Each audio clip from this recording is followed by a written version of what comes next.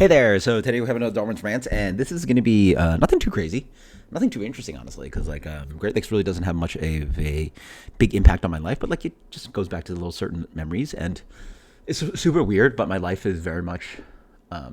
When you care for, I think my best friend Eric told me, when you care for something, your memory goes really well with it. So there's I remember getting to craft beer and I was really interested in it, and like we would go out to bars and I'd be like typing in notes on my phone.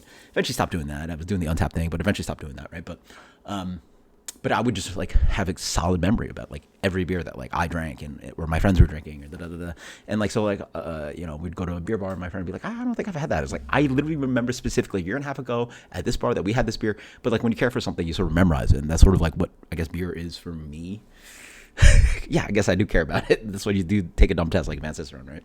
And so yeah, very much my like memories of life. Not literally are based around beer, but like things happen, in certain situations. So Great Lakes, weird.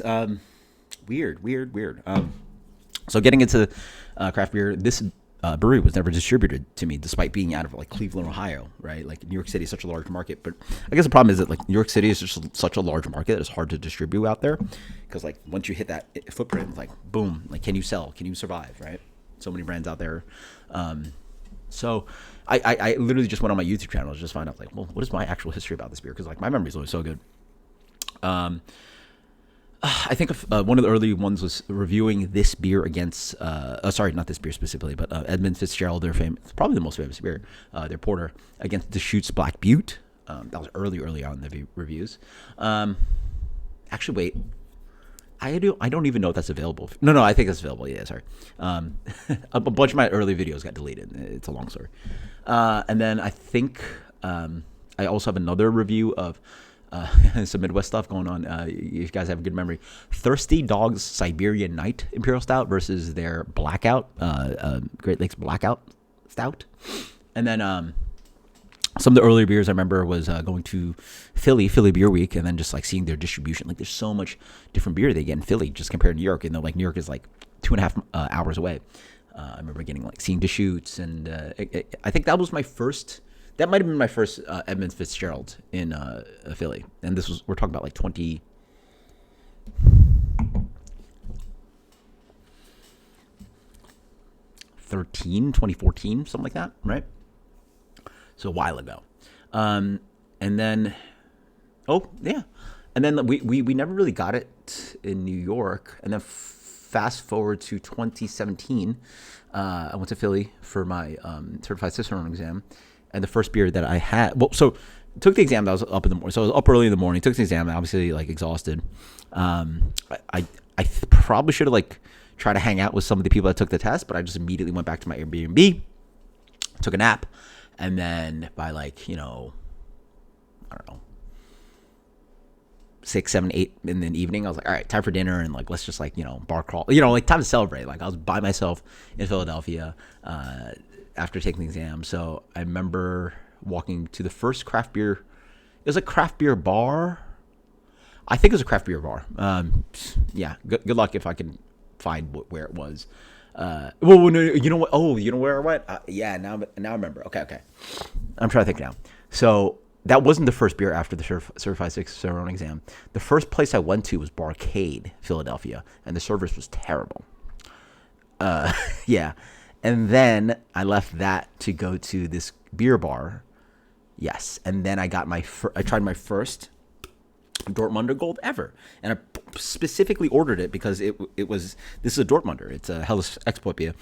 They don't really have these examples. Like even for my test, it wouldn't have been relevant for my test, but I never had the style. Outside of American examples, never really had a proper German example of a Helles Export Lager / Dortmunder. So I was like, I'll try one. And it was pretty tasty. And I think I even posted it on my Instagram. I was like, yeah, cool. I'm like, even after Ciceroning for the exam, I'm still, being that geek, right? Like ideally just shut your brain off. It's like, all right, go out and have some beers, enjoy yourself. But I was still like, oh yeah, let's like have a BJCP style beer, because that's the kind of nerd I am.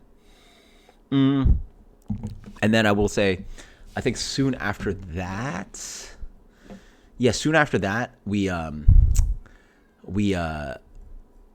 I found Great Lakes Christmas Ale, and I reviewed that, and then never had Great Lakes again until about, well, geez, Audrey.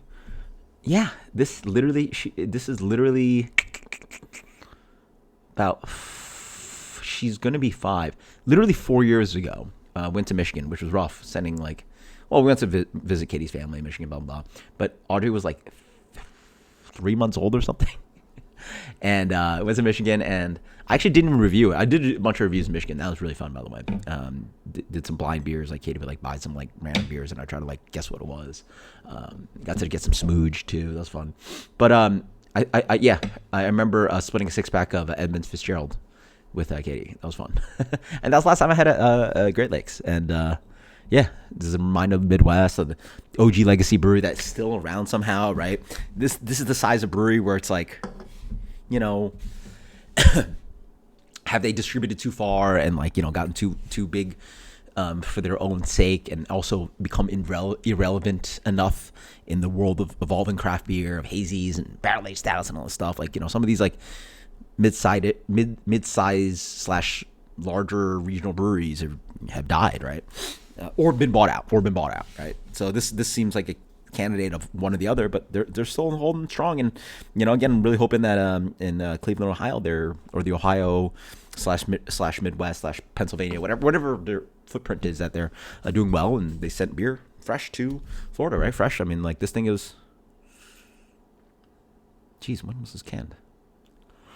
I'm trying to figure this guy out. So the best buy is May.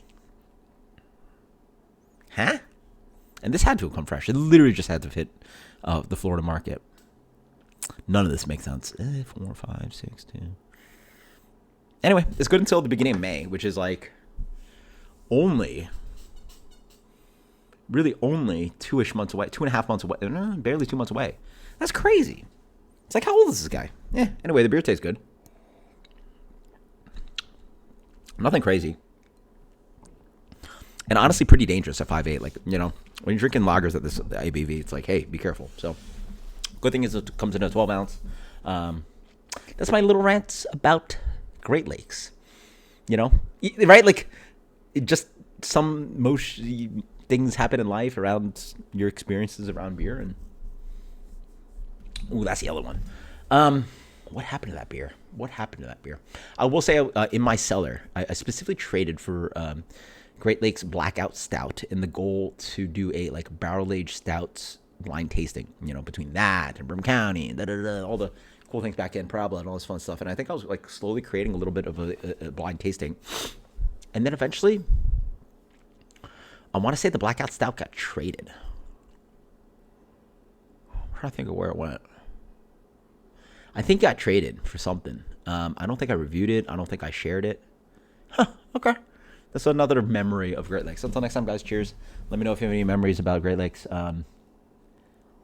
Yeah, I've only had so many other beers. Only have had them on a handful of so many occasions. So, fun stuff. Cheers.